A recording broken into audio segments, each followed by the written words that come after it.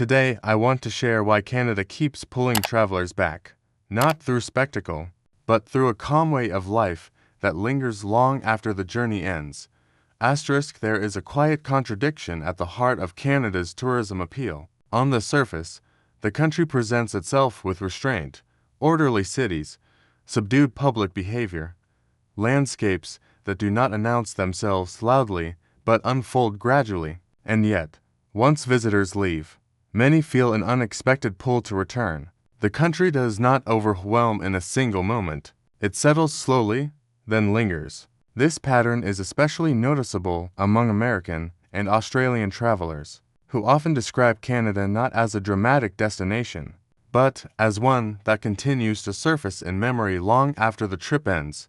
Early impressions tend to be understated. Arrival scenes are calm rather than theatrical. Airports feel functional. Streets move at a measured pace, and public interactions carry a quiet politeness that does not demand attention. For many tourists, this initial neutrality can be disarming. Canada rarely performs for its guests. Instead, it maintains its rhythm regardless of who is watching. Yet within this restraint, visitors begin to notice subtle details, conversations that unfold without urgency, public spaces designed for shared use rather than spectacle, and an atmosphere that feels composed rather than competitive. As days pass, the sensory environment becomes more distinct. Cities blend modern infrastructure with natural proximity in a way that feels unusually balanced. Urban centers are rarely far from water, forests, or open sky. Even major downtowns often soften into parks, trails, or quiet neighborhoods within minutes. This closeness to nature does not feel curated for tourism. It appears embedded in daily life. For many travelers, this creates a sense of calm that contrasts sharply with more performative destinations.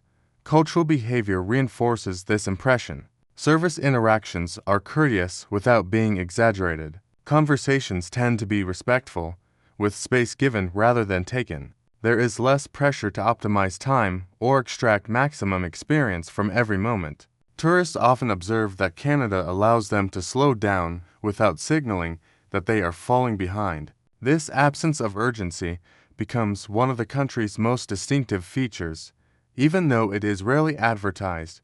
Over time, these elements combine into a quiet emotional response. Visitors may struggle to point to a single defining attraction, yet they recall an overall feeling of ease. Days feel full without being exhausting. Social environments feel welcoming without being intrusive. The country does not insist on admiration, which paradoxically makes it more memorable. This is often the stage at which tourists begin to consider returning, not to repeat a checklist of landmarks, but to re-enter a particular state of mind that Canada seems to support naturally.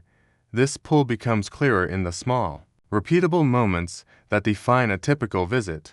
Mornings often begin without friction, cafes that are unhurried, public transport that prioritizes predictability over spectacle, streets that feel lived in rather than staged. Tourists notice how daily routines continue uninterrupted around them. There is little sense of being funneled or managed. Instead, visitors are allowed to observe, participate lightly, and step back when they choose. This balance between access and autonomy subtly reshapes how time is experienced. Seasonal change plays a powerful role in this attachment. Many travelers first encounter Canada during a single season, only to realize later how incomplete that snapshot was. Summer presents long daylight hours and open-air social life, while autumn introduces a quieter rhythm marked by color, cooling air, and reflective moods.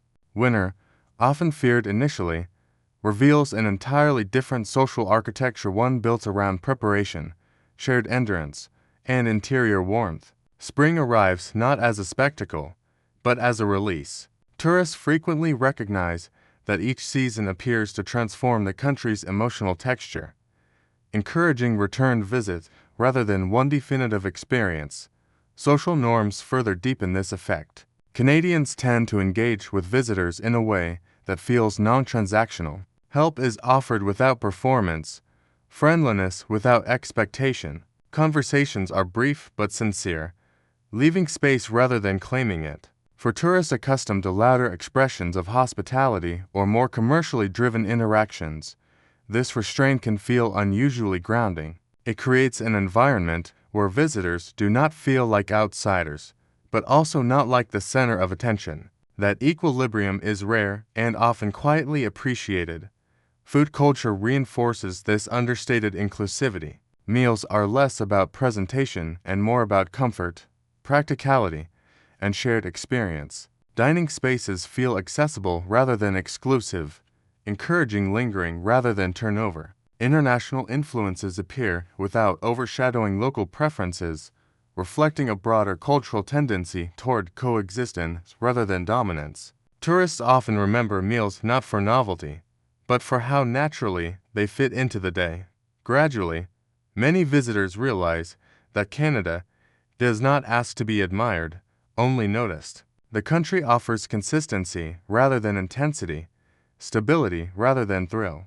While this may initially seem unremarkable, it begins to register as a form of psychological rest. Travel days feel less performative and more integrated into ordinary life. This quality often becomes apparent only after departure, when other destinations feel louder, faster, or more demanding by comparison. At this stage, the idea of returning no longer feels like repetition. It feels like continuation. The memory of Canada does not peak, it settles. And for many tourists, that lingering calm becomes an unanswered question: what might the country reveal next time, under different light, at a slower pace, with fewer expectations? That question often follows travelers long after they return home. Canada tends to resist being fully consumed in a single visit. Its appeal lies less in discovery and more in familiarity slowly earned. Many tourists notice that memories of the country surface unexpectedly during quieter moments, routine days, or periods of fatigue. What returns is not a landmark or photograph, but a sensation of balance. Canada becomes associated with a version of daily life that felt manageable, steady, and quietly supportive. Over repeated visits, patterns become clearer. Travelers begin to recognize how Canadian society prioritizes moderation over extremes. Public spaces are designed to accommodate rather than impress. Social rules emphasize coexistence, patience, and predictability. Even in large cities, there is an underlying sense that life is not a competition to be won, but a rhythm to be maintained. This approach subtly shapes emotional expectations. Tourists often find themselves adjusting their own pace, lowering their volume, and letting moments unfold without forcing meaning from them.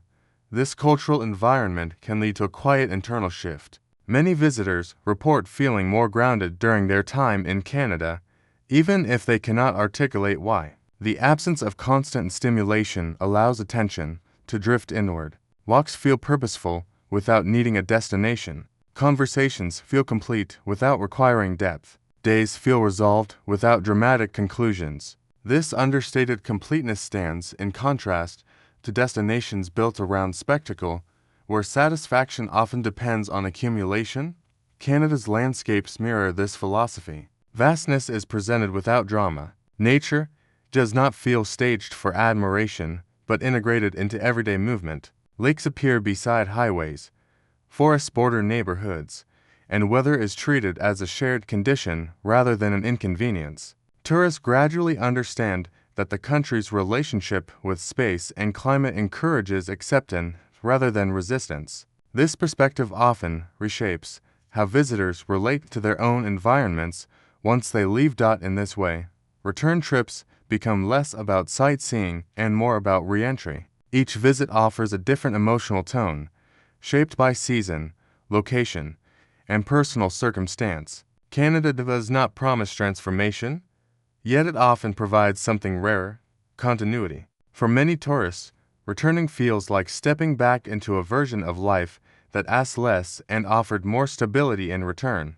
The enduring pull of Canada lies in this quiet exchange. It is a place that does not demand loyalty, yet earns it gradually, a destination that does not insist on wonder, yet remains present long after departure. And for those who return again and again, Canada becomes less a place visited and more a state remembered.